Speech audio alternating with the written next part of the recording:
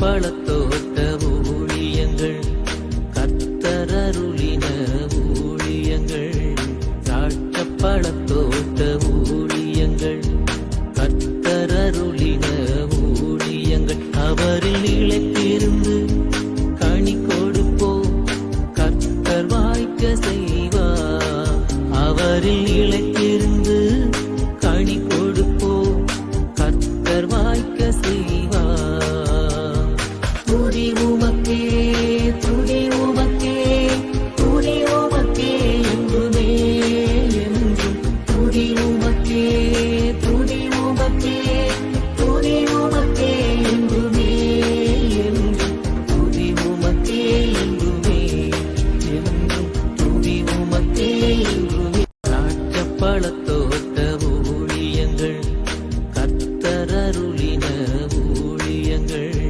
திராட்சை பழத்தோட்ட ஊழியங்கள் கத்தரருளின ஊழியங்கள் அவரில் நிலைத்திருந்து கனி கொடுப்போம் கத்தர் வாய்க்க செய்வார் அவரில் நிலைத்திருந்து கனி கொடுப்போம் கத்தர் வாய்க்க செய்வார் துதி உமக்கே துதி உமக்கே துதி உமக்கே என்றுமே என்றும் துதி உமக்கே துதி உமக்கே துதி உமக்கே என்றுமே என்றும் துதி உமக்கே என்றுமே என்றும் துதி உமக்கே என்றுமே. சிறியவனை பொழுதிலிருந்தும் எளியவனை குப்பையிலிருந்தும் எடுத்து உயர்த்தி ராஜாக்களோடும் பிரபுக்களோடும் மந்திருக்க செய்கிற அருமை ஆண்டவர் இயேசு கிறிஸ்துவின் இனிதான நாமத்தினாலே இந்த சத்தத்தை கேட்கிற உங்கள் அனைவருக்கும் என்னுடைய புதிய மாத வாழ்த்துதல்களை நான் தெரிவித்துக் கொள்கிறேன். இந்த புதிய மாதத்தில் கர்த்தர் உங்களை கோடா கோடியை பெருக பண்ணுவாராக, உங்களுடைய பிள்ளைகளை பெருக பண்ணுவாராக என்று நான் வாழ்த்துகிறேன். புதிய மாதத்தில் பிரவேசிப்பது என்றாலே அதிக சந்தோஷம், அப்படித்தானே? இது செப்டம்பர் மாதம் நமக்கு ஆண்டவரால் கிருபையாக கொடுக்கப்பட்டிருக்கிற ஒரு மாதம். இந்த புதிய மாதத்தில் காலடி எடுத்து வைக்கிற தேவனுடைய பிள்ளைகளாகிய நாம், ஆண்டவரே உமக்காக வாழ்வேன், உம்முடைய ஊழியத்தை செய்வேன், உம்முடைய ஊழியத்தை நான் தாங்குவேன், ஆண்டவரே உமக்காக என்னால் என்னவெல்லாம் செய்ய முடியுமோ அதையெல்லாம் செய்வேன் என்று நாம் தீர்மானம் செய்து அதன் பிறகு இந்த மாதத்திற்குள்ளாக நாம் பிரவேசிப்போம் என்றால் நிச்சயமாக இந்த மாதம் அர்த்தமுள்ள மாதமாக இருக்கும். நம்முடைய பலன், நம்முடைய அறிவு இல்லை என்றால் நம்முடைய காரியங்கள் எதுவுமே ஒரு ஆசீர்வாதத்தையும் கொண்டு வராது, ஒரு மாற்றத்தையும் கொண்டு வராது என்பதை தெளிவாக நாம் புரிந்து கொண்டு இந்த மாதத்திற்குள்ளாக பிரவேசிப்போம். அந்த கிருபை தான் நம்மளை வாழ்விக்கும், அவர் இல்லாமல் நம்ம ஒன்றுமே இல்லை என்பதை நாம் புரிந்து கொள்வோம். பிரியத்துக்குரியவர்களே, அப்படியாக நாம் பிரவேசிக்கிற பொழுது இந்த செப்டம்பர் மாதம் நமக்கு ஆசீர்வாதமான மாதமாக இருக்கும். இந்த மாதத்தில் ஏராளமான ஊழியங்கள் நமக்காக காத்திருக்கிறது. நீங்கள் அதற்காக ஜெபித்துக் கொள்ளுங்கள். முதல் சனிக்கிழமையாக இருக்கிறபடியினாலே வருகிற சனிக்கிழமை அன்று கர்த்தர் சித்தமானால் நாகர்கோவில் ஒய்எம்சி ஹாலில் வைத்து கூட்டங்கள் நடைபெறும். நாகர்கோவில் மக்களே, நீங்கள் எல்லாரும் வந்து பங்கு பெற்று தேவன் அளிக்கிற இலவசமான விடுதலையை பெற்றுச் செல்ல வேண்டும் என்று அன்போடு அழைக்கின்றேன். போன மாதத்தில் நிறைய பேர் வந்திருந்தாங்க. இந்த மாதமும் திரளானபடிக்கு நாகர்கோவில் ஜனங்கள் திரண்டு வர வேண்டும் என்று கேட்டுக்கொள்கிறேன். கூட்டத்தின் இறுதியிலே உங்கள் அனைவருக்கும் தனித்தனியாக ஜெபிக்கப்படும், மிக சிறப்பான உணவு வழங்கப்படும் என்பதையும் நான் அறிவித்துக் கொள்கிறேன். அடுத்தாப்பில் வர சண்டே அன்றைக்கு, ஞாயிற்றுக்கிழமை அன்றைக்கு காலை 10 மணி முதல் 12 மணி வரைக்கும் நாசிரே தேவனுடைய மாளிகையிலே நான் அமர்ந்திருந்து தனித்தனியாக இரண்டுதில் ஜெபிக்க வருகிற தேவனுடைய பிள்ளைகளுக்கு நான் ஜெபித்து ஆலோசனை சொல்வது வழக்கம். எனவே விரும்பினால் நீங்கள் எங்கிருந்தாலும் வருகிற ஞாயிறு என்று வந்து என்னை சந்திக்கலாம் என்கிற நல்ல செய்தியை அறிவித்துக் கொள்கிறேன்.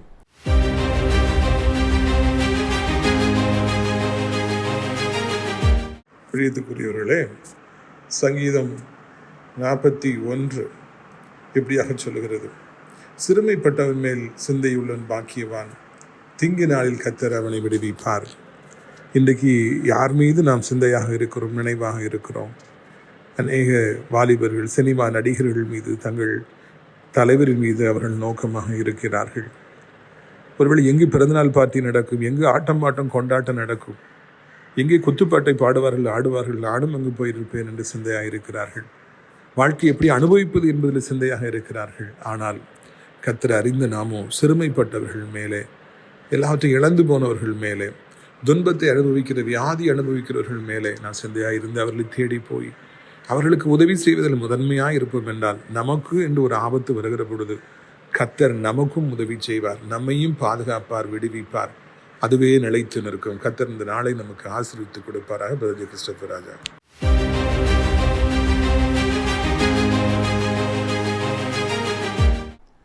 பிரியத்துக்குரியவர்கள், செப்டம்பர் மாதம் கர்த்தர் நமக்கு தருகிற வாக்குத்தத்த வசனம் பாருங்கள்.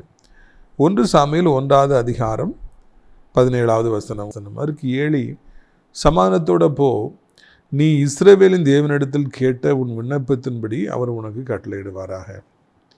God may bless you as you have asked him. நீங்கள் ஆண்டவர்கிட்ட என்ன இந்த மாதத்தில் எனக்கு வேணும்னு சொல்லி கேட்குறீங்களோ அதை உங்களுக்கு அவர் கட்டளையிடுவார். இவ்வளோ அற்புதமான ஒரு வார்த்தை பார்த்தீர்களா? நம்ம ஆண்டவர்கிட்ட போய் என்னத்தை கேட்டாலும் அது அப்படியே அவர் தந்துடுவாராம். அது குடும்ப வாழ்க்கையாக இருக்கட்டும், இல்லை என்றால் பிஸ்னஸாக இருக்கட்டும், ஊழியமாக இருக்கட்டும், பிள்ளைகளுடைய காரியங்களாக இருக்கட்டும், அனுதினமும் நமக்கு எவ்வளவோ தேவைகள் இருக்கிறது, எவ்வளவோ காரியங்களை நாம் ஆண்டவர்கிட்ட எதிர்பார்க்குறோம். என்ன கேட்டாலும் அதை இந்த செப்டம்பர் மாதத்தில் ஆண்டவர் நமக்கு தருவாரா? எவ்வளோ ஒரு நல்ல ஆண்டவராய் அவர் இருப்பார் என்றால், இப்படிப்பட்ட ஒரு வாக்குத்தத்தத்தை நமக்கு அவர் தருவார். நம்ம ஒருத்தட்ட போயிட்டு ஒரு 1000 ரூபா கேட்குறோம் அப்படின்னா, இதுக்கு 1000 ரூபா கொடுக்கணும், ஒரு 500 ரூபாயை கொடு, இல்லைனா 200 ரூபாயை கொடு, இல்லை 100 ரூபாயை கொடு, இல்லைன்னா கொடுக்காத, இல்லைன்னு சொல்லுன்னு சொல்லி அவங்க நினைப்பாங்க. கேட்டதை கொடுக்கக்கூடாது. அப்படி கொடுத்துட்டிங்கன்னா மறுபடியும் உங்கள்கிட்ட வந்து அவங்க கேட்பாங்க அப்படின்னு உங்களுக்கு கற்பிப்பாங்க. இந்த உலகம் அப்படித்தான். ஒன்று கொடுக்காது, கொடுத்தாலும் பாதி நான் கொடுக்குறேன்னா கொடுக்கவே கொடுக்காது. அப்படித்தான் இந்த உலகம் கடைசி வரைக்கும் இருக்கும். ஆனால் நம் பரம தகப்பனிடத்தில் இந்த மாதத்தில் என்ன கேட்கின்றோமோ அதை அப்படியே அவர் நமக்கு தருவதற்கு அவர் ஆயத்தமுடையவராக இருக்கிறாரு. அதனால் இந்த மாதம் என்னதுனாலும் அவர்கிட்ட கேளுங்க. நீண்ட காலமாக பெற்றுக்கொள்ளாதெல்லாம் இந்த மாதத்தில் நீங்கள் பெற்றுக்கொள்வீங்க. இது மாதம் தேவனுடைய பிள்ளைகளுக்கு அவர் விருப்பப்படியெல்லாம் ஆண்டவர் ஆசீர்வாதங்களை அள்ளி கொடுக்கிற ஒரு மாதம். எனவே இந்த மாதத்தை நீங்கள் பயன்படுத்தி கொள்ள வேண்டும் என்று உங்களை அன்போடு கூட நான் அழைக்கின்றேன். இது வாக்குத்தத்தத்தை தினந்தோறும் சொல்லி ஜெபியுங்கள். இஸ்ரவேலின் தேவனாகிய கர்த்தர் நீ கேட்டுக்கொண்ட விண்ணப்பத்தின்படி உனக்கு ஆசீர்வாதத்தை கொடுப்பாராக. நம்ம என்ன கேட்குறோமோ அதை ஆண்டவர் தருவார். சொல்லி ஜெபியுங்கள், அப்பொழுது பெற்றுக்கொள்வீர்கள். பாருங்கள், சாமுவேல் 1வது அதிகாரம் 1ஆம் வசனத்தில் மத்தியிலே பார்க்கிறோம். அவனுக்கு எல்கானா என்பது பெயர். 2வது வசனம், அவனுக்கு 2 மனைவிகள் இருந்தார்கள். ஒருத்தி பேர் அன்னாள், மற்றொரு பேர் பெண்ணினாள். பெண்ணினாளுக்கு பிள்ளைகள் இருந்தார்கள், அந்நாளுக்கு குழந்தை இல்லை. பாருங்கள், அதில் 6வது வசனத்தை நாம் வாசிக்கிறோம். அவளுடைய சக்களத்தை அவள் துக்கப்படும்படியாக அவளை மிகவும் விசனப்படுத்துவாள். இங்கே எல்கானா என்று ஒரு மனிதன் இருக்கிறார். His name was Elkanah. He is a gentleman and he had 2 wives. அந்த காலத்தில் இது மாதிரி 2 கல்யாணம் 5 கல்யாணம் பண்ணுறதெல்லாம் அது ஒரு சகஜமான காரியமாக இருந்தது. ஒரு மனைவிக்கு குழந்தை இல்லை, இன்னொரு மனைவிக்கு வருடந்தோறும் குழந்தைகள் பிறந்தது. குழந்தை இல்லாதபடியினாலே she was not able to give birth to child. She was ill-treated by so many people. சொந்த குடும்பத்திலேயே அந்த சக்களத்தி இரவும் பகலும் உனக்கு குழந்தை இல்லை, உனக்கு பிள்ளை இல்லை, உனக்கு பிள்ளை பிறக்கவே பிறக்காது, பார் எனக்கு வருடந்தோறும் குழந்தைகள் பிறக்கிறது என்று அந்த இயலாமையின் மத்தியில், துக்கத்தின் மத்தியில் வசித்து கொண்டிருந்த அந்த அன்னாளை ஈவு இரக்கம் இல்லாதபடிக்கு அவள் தன் வார்த்தைகளினாலே கொத்தி காயப்படுத்தினாள். சின்ன வயதிலே நான் வளர்ந்த பொழுது மிருகங்கள் மீது அதிகமாக அன்பு காண்பிப்பேன். இப்பொழுதும் அந்த பழக்கம் எனக்கு இருக்கிறது. ஏராளமான நாய்களுக்கு தினந்தோறும் போஜனம் வாங்கி கொடுப்பேன். என் காரில் எப்பொழுதும் பிஸ்கெட் பாக்கெட் வைத்திருப்பேன். நாய்கள் குட்டிகள் எல்லாம் என்னை பார்த்தோன்னே ஓடி வரும். காலேஜ்லேயும் சரி, வீட்டுக்கு முன்னாலேயும் சரி, மாளிகையிலையும் சரி, எங்கே போனாலும் சரி அவர்களுக்கு நான் அந்த பிஸ்கட்டெல்லாம் எடுத்து போடுவேன். வெளியே போகும்போது நாய்களுக்கு பரோட்டா மற்றும் அந்த பீஃப் எலும்புலாம் வாங்கிட்டு வந்து போட்டு அவர்களுக்கு அன்பு காண்பிப்பேன், தடவி கொடுப்பேன். எனக்கு மிருகங்கள் மீது அதிக பாசம் உண்டு. சின்ன வயதிலே கோழிகளெல்லாம் நான் வளர்த்த காலங்களெல்லாம் உண்டு. அப்போது சேவலுக்கு சண்டை வரும்பொழுது, சேவல் சண்டை கொஞ்ச நேரம் ஈக்குவலாக இருக்கும். அதுக்கப்புறம் ஒரு சேவல் அடுத்த சேவலை கொத்து என்று கொத்திவிடும். அப்பொழுது அந்த அடுத்த சேவல் காயப்பட்டு பரதாமாய் கீழே விழுந்து கிடக்கும். இருப்பினும் இந்த சேவலுடைய வெறி அடங்காது. அது கொத்து என்று கொத்தும். ஐயோ, பார்க்குறதுக்கே அது பாவமாக இருக்கும். இங்கே அன்னாள் குழந்தை இல்லாதபடியினாலே அவள் கொத்து வாங்குறா. சக்களத்தை கொத்தி அவளை அங்கே காயப்படுத்தினாள் என்று சொல்லி பார்க்கிறோம். குழந்தை இல்லை என்றால் ஒரு பெண்ணோ அல்லது அந்த குடும்பமோ அது மிகவும் காயப்படுத்தப்படுகிறது. சமுதாயம் அந்த குழந்தை இல்லாதவளை அதிக தீட்டாக கருதுகிறது, அருவருப்பாக பார்க்கிறது, கேவலமாக பார்க்கிறது, என்னென்னு சொல்லி சொல்லுகிறது, பெரிய பாவி என்று சொல்லி கட்டளை கொடுக்கிறது, இல்லைன்னா நியாய தீர்ப்பு வழங்குகிறது. அவளை திருமண வீடுகளிலும் இன்னும் முக்கியமான ஃபங்க்ஷன்லேயும் அமங்கலமானவள் என்று சொல்லி அவளை ஏற்றுக்கொள்வதில்லை. அப்படிலாம் பண்ணாங்கன்னா அவங்க மனது வேதனைப்படுமே என்று சொல்லி நினைப்பதில்லை. இது குழந்தை இல்லாதவர்களுக்கு மாத்திரமல்ல, திருமணமாகாதவர்களும் அப்படித்தான் நடத்தப்படுகிறார்கள். மனைவி கணவனை இழந்து விட்டால் விதவையான பிறகு அப்படித்தான் அவர்கள் நடத்தப்படுகிறார்கள். பணம் இல்லாவிட்டாலும் வேலை இல்லாவிட்டாலும் அப்படித்தான் நடத்தப்படுறாங்க. சமுதாயம் இதுபோல சூழ்நிலையில் இருப்பவர்களுக்கு மனது இறங்காதபடிக்கு மாறாக மிகுந்த கேவலமாக நடத்துவதை நாம் காலகாலங்களிலே நாம் கண்டு வருகிறோம். ரீத்துக்குரியவர்களே, நான் ஏற்கனவே உங்களுக்கு சொன்னேன், எவ்வளவோ உதவிகளை என்னிடத்திலிருந்து பெற்றவர்கள், ஐயோ அவங்க பார்த்தோன்னே என்ஜினியர் சல்யூட் போடுறவங்க, எப்போ நான் வருவேன்னு எதிர்பார்த்து காத்திருக்கிறவங்க, இப்பொழுது அவருடைய அந்த தம்பதியுடைய மனைவி குழந்தை உண்டாகிவிட்டபடினாலே எங்களை பார்த்தோன்னே ஓட்டம் பிடிக்கிறாங்க. கண்ணில் பற்றவே கூடாதுன்னு சொல்லி இந்த மனைவி ஒளிந்துக்கிறேன், அவங்க குழந்தை உண்டாகிருக்கிறாங்க, நம்முடைய வீட்டில் குழந்தை இல்லை, அதனால் கண்ணு போட்டுருவாங்க என்று சொல்லி பார்த்த உடனே ஒளிந்து கொள்கிறார்கள். நம்ம இப்படி ஒளிஞ்சோன்னா அவங்க வீட்டில் எவ்வளோ வருத்தப்படுவாங்க அப்படிலாம் இல்லை. எவ்வளவு மடத்தனம் பார்த்தீர்களா, கண்ணீர் போட்டு விடுவார்கள், என் குழந்தைக்கு ஆபத்து. எவ்வளவு ஒரு மடத்தனமாக ஒரு எண்ணம், எவ்வளோ ஒரு பேய்த்தனமான எண்ணம் பார்த்தீர்களா. அப்படி என்றால் இந்த உலகத்தில் இதே போலத்தான் நாம் ஒரு குறையோடு கூட இருப்போம் என்றால் இந்த உலகம் நம்மை கேவலமாய் பார்க்க, நம்மளை பார்த்தாலே ஓடும், ஒளிந்து கொள்ளும். அப்படி பண்ணால் அவங்களுக்கு கஷ்டமாக இருக்குமே, அப்படிலாம் சிந்திக்கவே சிந்திக்காது. இந்த நாளிலும் கூட நீங்கள் இது நாள் வரைக்கும் இதுபோல் ஏதோ ஒரு குறை நீங்கள் சுமந்து கொண்டு இருக்கலாம். சமுதாயத்தின் பார்வையில் நீங்கள் அற்பமாக எண்ணப்படலாம், அவங்களை கேவலமாக பிரீத்துக்குரியவர்கள் நினைக்கலாம், அவங்கள பார்த்தோன்னே ஓடலாம், இல்லைன்னா இது மாதிரி வார்த்தைகளாலே காயப்படுத்தலாம். அதனால் மன உடைஞ்சு போயிருக்கலாம். இந்த மாதத்திலே உங்களுடைய வாழ்க்கையிலே ஒரு பெரிய ஆசீர்வாதமான மாற்றத்தை ஏற்படுத்த வேண்டும் என்பது தேவனுடைய சித்தமாக இருக்கிறது.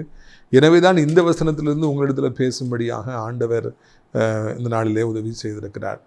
பாருங்கள், இந்த நாளிலே அந்த அண்ணால் குழந்தை இல்லாமல் இருந்த பொழுது கணவன் எவ்வளவு ஆற்றி தேற்றுகிறான். நீங்கள் பாருங்கள்,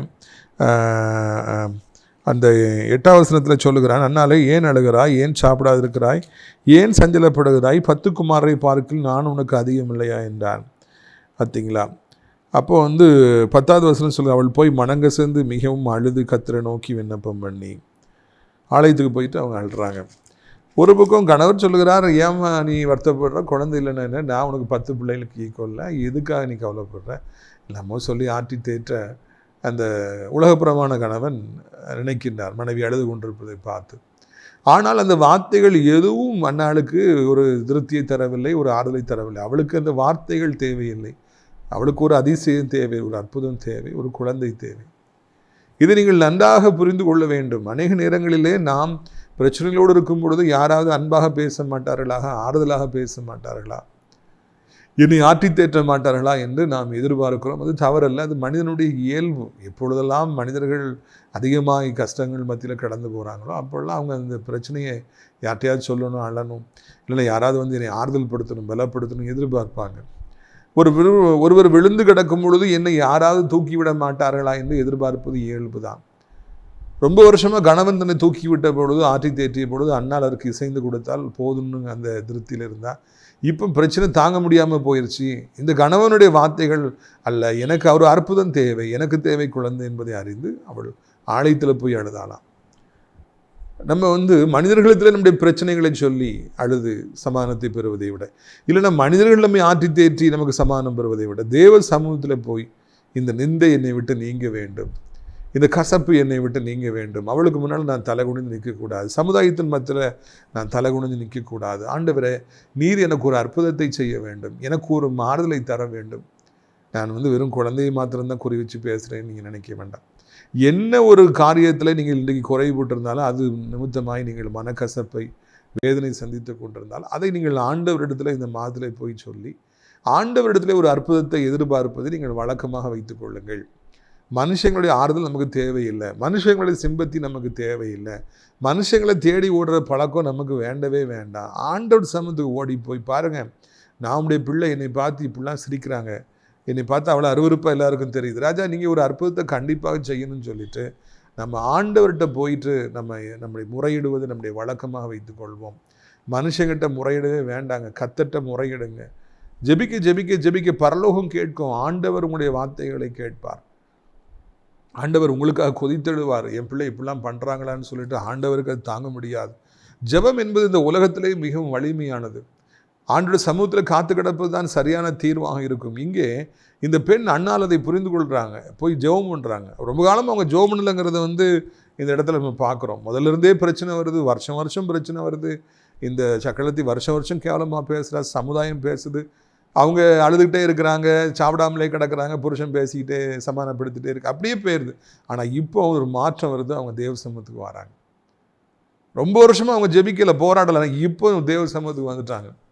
பாடுகள் மத்தியில் அழுது கொண்டு கிடப்பதும், சாப்பாடு இல்லாமல் சாப்பிடாமல் கிடப்பதும், யாரோ ஒருத்தர் ஆறுதல் வாங்கிட்டு இருப்பதும் ஒரு காலம். இப்பொழுது தேவ சமூகத்துக்கு வருவதும் ஒரு காலம். செப்டம்பர் மாதத்தில் தேவ சமூகத்துக்கு போவோம் பாருங்கள். அப்போ அங்கே 2 காரியங்களை பண்ணுறாங்க. 1, 12, அவள் கர்த்தருடைய சந்நிதியில் வெகு நேரம் விண்ணப்பம் பண்ணுறதை ஏலி கவனித்தாள். அன்னாள் தன் இருதயத்தில் பேசினாள், அவளுடைய உதடுகள் மாத்திரம் அசைந்தது, அவள் சத்தமோ கேட்கப்படவில்லை. அங்கே ஒரு காரியம் நடக்குது. அப்படி போய் தேவ சமூகத்தில் மன பாரத்தோடு கூட, மன கவலையோடு கூட உடைக்கப்பட்டவளாக தேவ சமூகத்தில் அன்னாள் கிடக்கிறாங்க. இதை மாதிரி யாருமே ஜெபம் பண்ணி பைபிளில் நான் பார்க்கலங்க. அப்படி பாரத்தோடு அப்படி செத்தவ மாதிரி எப்படி கிடக்கிறாங்க, உதடு மாத்திரம் அசைது.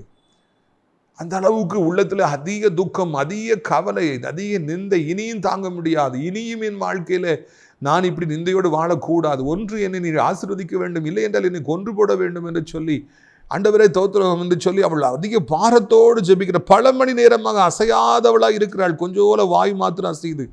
அவங்க ஜெபம் பண்ணுறாங்க, ஆனால் சத்தம் கேட்கல. அந்த அளவுக்கு இதயத்தின் பாரங்களை எல்லாம் தேவனுடைய சமூகத்தில் அன்னால் ஊற்றி விட்டார்கள். அதை பிற்பாடு அவர்களே சொல்கிறாங்க, என் இதயத்தை நான் ஊற்றி விட்டேன். என் மனக்லேசம் உள்ள ஒரு ஸ்திரீ, என் பாரத்தை தாங்க முடியல, என் சுமையை தாங்க முடியல, எனக்கு நீ ஒரு அற்புதத்தை செய்தே ஆக வேண்டும் என்று போராடி ஜெபிக்கிறாங்க.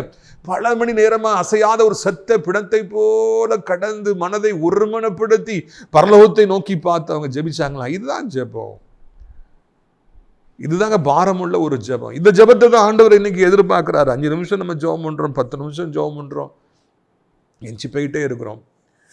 எல்லாம் ஜெபம் தாங்க. ஆனால் தேவ சமூகத்தில் சென்று போராடி ஜெபிக்கின்ற ஒரு ஜெபம் என்னவென்று இந்த ஒரு பெண் கற்றுக் கொடுக்கிறாள். மனம் உடைக்கப்பட்ட பொழுது அவர் எப்படி ஜெபிக்கிறாங்க, நாமளும் கூட இப்படி ஜெபிக்க கற்றுக்கொள்ள வேண்டும். தேவ சமூகத்தில் பல மணி நேரமாக நம்முடைய இதயத்தின் பாரங்களை எல்லாம் ஊற்ற வேண்டும். கர்த்தரிடத்தில் போராடி ஜெபிக்க வேண்டும். ஆண்டவரே என்னை ஆசீர்வதியும், இல்லாவிட்டால் கொன்று போடும் என்று சொல்லி ஜெபிக்கிற அளவிற்கு ஒரு வைராக்கியம் வேண்டும். நம் இதயத்தில் உள்ள பாரத்தை எல்லாம் ஆண்டவர்கிட்ட போய் ஊற்றணும். pour down your burdens and anguish, everything. You open up your heart and tell everything. கத்திட்டு போய் எல்லாத்தையும் சொல்லுங்க. பல மணி நேரமாய் ஜெபிக்கின்றால், இந்த ஆலயத்தில் வேற யாராவது அப்படி ஜெபிச்சிருப்பாங்களான்னு எனக்கு தெரியலங்க. நான் எப்பொழுதுமே என்னுடைய வாழ்க்கையில் என்ன விரும்புகிறேன், ராஜா என்னை போல இந்த தலைமுறையில் வேற எவருமே ஜெபித்திருக்க கூடாது என்கிற ஒரு அளவுக்கு எனக்கு ஒரு சாட்சி வேணும்ப்பா. நீங்களே சொல்லணும். 21ஆம் நூற்றாண்டில் கிறிஸ்தபராஜா ஜெபிச்ச மாதிரி யாருமே ஜெபிக்கலைன்னு சொல்லி நீங்கள் சொல்லணும். அந்த அளவுக்கு ஒவ்வொரு நாளும் நான் அதிக நேரம் ஜெபிக்க வேண்டும், அதிகமாய் போராடி ஜெபிக்க வேண்டும் என்று நான் ஜெபிக்கின்றேன். இந்த மாதிரி ஒரு ப்ரேயரை எங்கேயுமே யாரும் பண்ணலைன்னு சொல்லி பரலோகம் சாட்சி கொடுக்கணுங்க. ஆண்டவர் இயேசு சொல்லணும், அந்த அளவுக்கு நான் ஜெபிக்க விரும்புகிறேன். ஒவ்வொரு நாளும் பல மணி நேரங்கள் போராடி போராடி ஆண்டவரை அழைத்து அழைத்து கண்ணீரோடு ஜெபிக்க நான் விரும்புகிறேன். சில நேரம் கண்ணீரோடு ஜெபிக்க ஆண்டவர் என்னை அழைக்கிறார். எங்கே அழுது ஜெபம், சில நேரங்கள் பாரத்தோடு ஜெபம், சிலர் பல மணி நேரம் அவருடைய நாமத்தை சொல்லி ஜெபம், சில நேரம் வேண்டும் வேண்டும் ஆசீர்வாதங்கள் வேண்டும் என்று ஜெபம். பல விதங்களிலே கர்த்தர் என்னை ஜெபிக்க அழைக்கின்றார். பிரித்துக்குள்ள அதை அவங்க செய்கிறாங்க. செஞ்ச உடனே அங்கே அந்த ஆசாரியன் அங்கே என்ன சொல்கிறார் பாருங்க. 14, அவளை நோக்கி நீ எது வரைக்கும் வெறித்திருப்பாய், உன் குடியை உன்னை விட்டு விலக்கு. என்ன ஒரு வேதனையான ஒரு சம்பவம் பாருங்க. ஆசாரியனுடைய கொடூரமான முகம் அங்கே வெளிப்படுகிறது.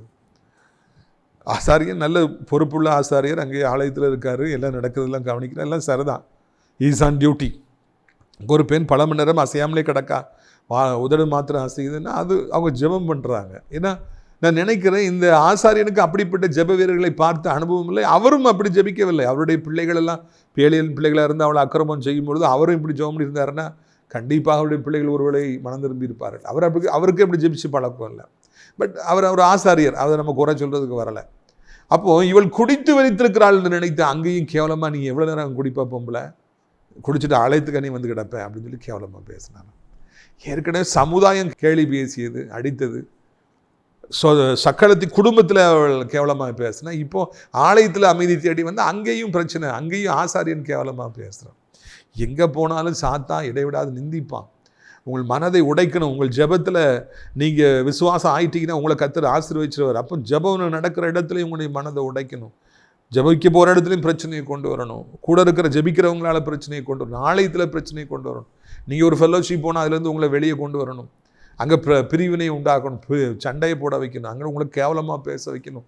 இனி ஒரு ஊழியமே வேண்டாம், ஜெபமே வேண்டாம், இந்த ஆலயமே வேண்டாம், நீங்கள் ஓடணும். இப்படி சாத்தான் உங்களை எப்படியாவது அந்த நல்ல நல்ல காரியங்களிலிருந்து பிரிக்கும்படியாக, உங்கள் மனதை உடைக்கும்படியாக இரவும் பகலும் முயற்சிப்பான். முக்கியமாக ஆலயத்துக்கே போகாத, ஊழியத்துக்கே போகாத என்று சாத்தான் இடைவிடாது அங்கே ஏதாவது ஒரு குழப்பத்தை கொண்டு வந்து கொண்டே இருப்பான். நல்ல ஆசாரியன்தான், சந்தேகமில்லை. ஆனால் இப்படி ஜெபிக்கிற ஒரு பெண்ணை பார்த்து நீ குடித்து வெறிக்கிறாய், எவ்வளோ நேரம் குடிக்க, நீ இப்படி கடப்பா பொம்பளைன்னு சொல்லி கேட்பது நியாயமாகுமா? அப்படி பேசினால் குடிக்காத அந்த பெண்ணிற்கு எவ்வளோ வருத்தமாக இருக்கும்.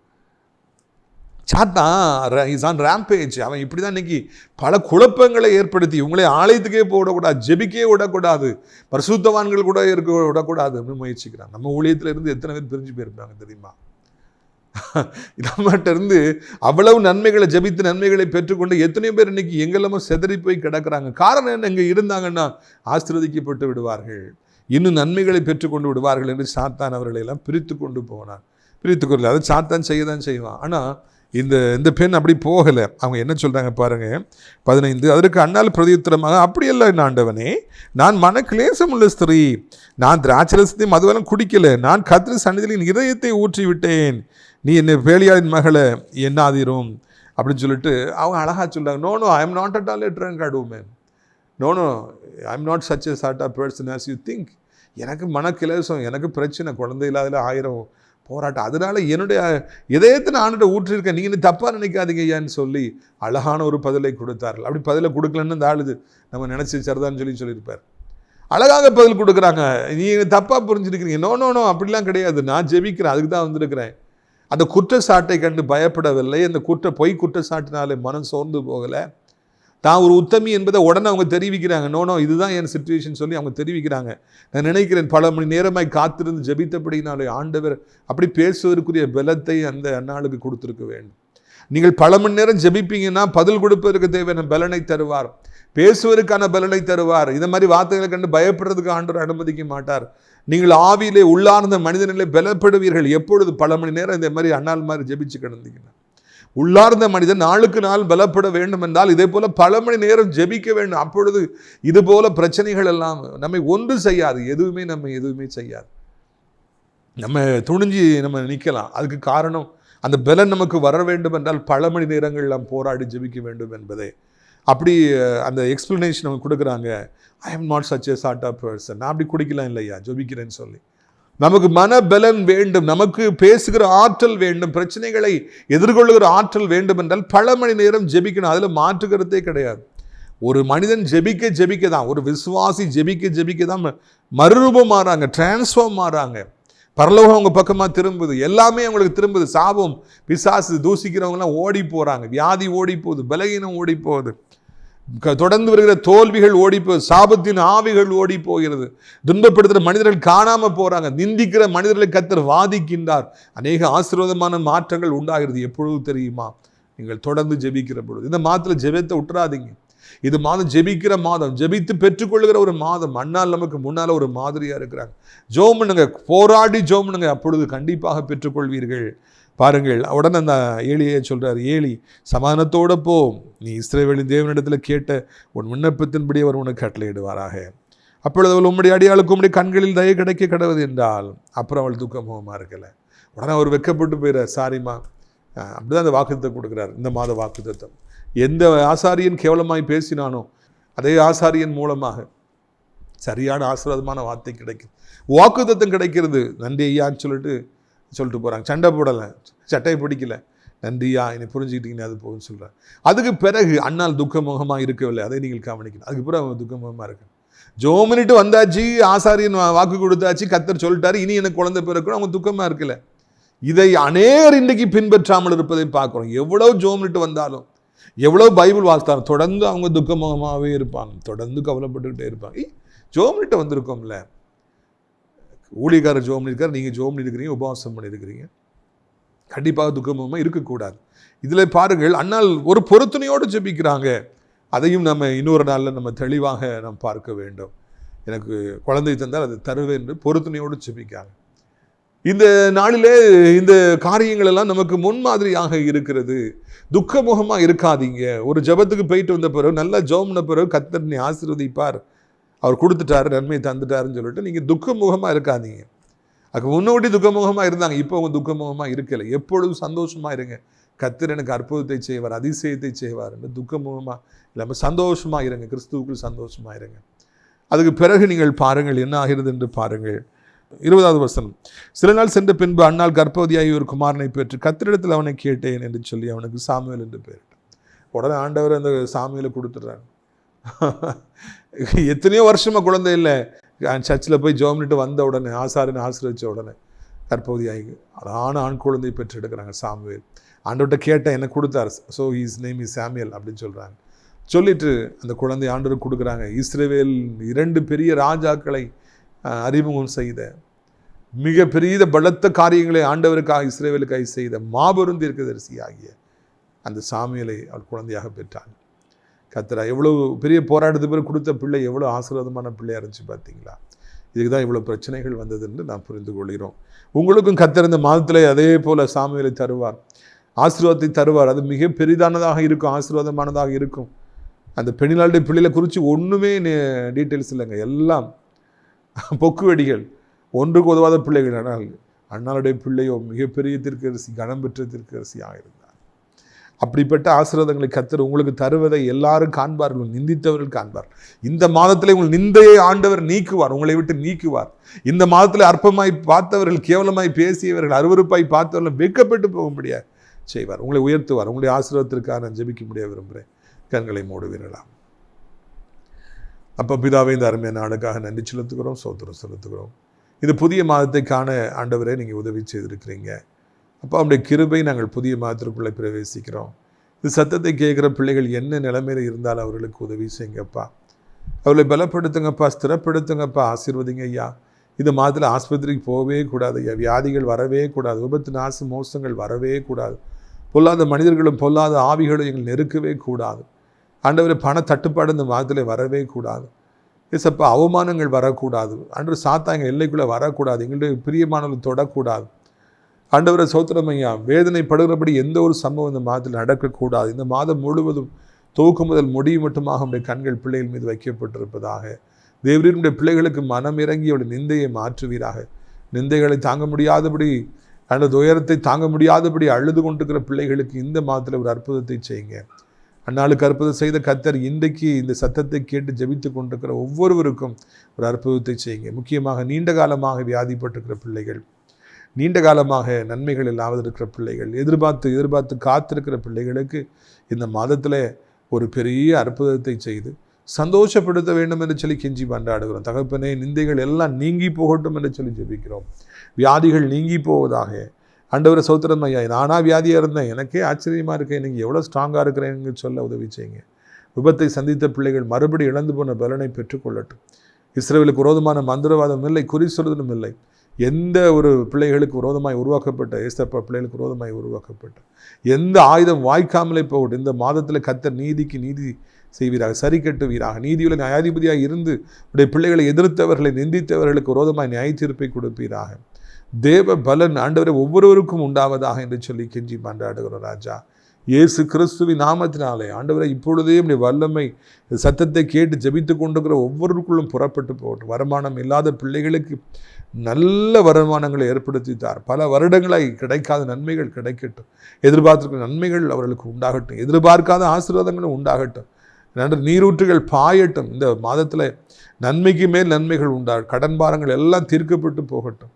இல்லை என்கிற வார்த்தை இனி இல்லாதபடிக்கு கர்த்தர் ஆண்டவரை மாற்றி போடுகிறார். பிள்ளைகள் நிமித்தமாய் கண்ணீர், திருமணத்தினாலே கண்ணீர், பக்கத்து வீட்டுக்காரனாலே கண்ணீர், வேலை பார்க்குற இடத்துல ஒரே பிரச்சனை, இந்த எல்லாத்தையும் மாற்றி பிள்ளைகளுக்கு சமாதானத்தை கட்டளையிடுவீராக. யுத்தங்கள் ஓய்ந்து போவதாக, இந்த புதிய மாதத்தில் யுத்தங்கள் ஓய்ந்து போவதாக என்று சொல்லி கெஞ்சுகிறோம். ஆண்டவரே, இந்த திருக்கரமானது ஒவ்வொருவரோடு கூட இருக்கட்டும் என்று சொல்லி வாழ்த்துகிறோம்.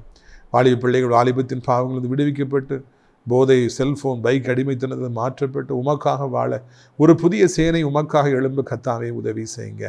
இயேசுவின் நாமத்தினால எல்லா அந்தகாரத்தின் வல்லமைகளும் விலகி போவதாக. தகப்பனே, வயதானவர்களை விழுந்துடாத அப்படி 2 கைகளை ஏந்தி கொள்ளுங்க. உலகம் முழுவதும் இருக்கிற அத்தனை நாடுகளையும், இந்திய தாய் திருநாட்டையும், அனைத்து மக்களையும் ஆசீர்வதிங்க. ஆவிக்குரிய பிள்ளைகளையும் ஆலயங்களையும் ஊழியக்காரர்களையும் அதிகமாக ஆசீர்வதிங்க. நாசரேத் திராட்சைப்பழத்தோட்ட ஊழியங்களை நேசிக்கிற, நாள்தோறும் நம்முடைய நிகழ்ச்சிகளை பார்க்கிற, அறிமுகப்படுத்துகிற, நமக்காக ஜெபிக்கிற, ஊழியத்தை ஜெபத்தினாலே காணிக்கைகளை தாங்குகிற நல்ல உள்ளங்கள் ஒவ்வொருவரையும் கர்த்தர் ஆசீர்வதித்து கொடுக்க வேண்டும் என்று சொல்லி கெஞ்சுகிற. கிருபையும் இரக்கமும் தாங்கட்டும். ஆண்டவரே, ஸ்தோத்திரம். இடக்கலான் குறிய முதியோரிடத்தில் தங்க அநேக இடங்கள் உண்டு. அநேகரை அழைத்து கொண்டு வாரும் கர்த்தாவே. தகப்பனே, ஸ்தோத்திரம். நாம மகிமைப்படட்டும். இயேசுவின் மூலம் ஜெபிக்கிறோம் நல்ல பிதாவே, ஆமென். என் ஆத்துமாவை கர்த்தரை சோத்திரி, என் முழு உள்ளமே அவருடைய பரிசுத்த நாமத்தை சோத்திரி. என் ஆத்துமாவை கர்த்தரை சோத்திரி, அவர் செய்த சகல உபகாரங்களையும் ஒருபொழுதும் நீ மறவாதே, ஆமென். கர்த்தராகிய இயேசு கிறிஸ்துவின் கிருபையும் பிதாவாகிய தேவனுடைய அன்பும் பரிசுத்த அந்யோன்ய ஐக்கியமில்லாத பிரசன்னம் இந்த மாதம் முழுவதும் உங்களோடு இருப்பதாக.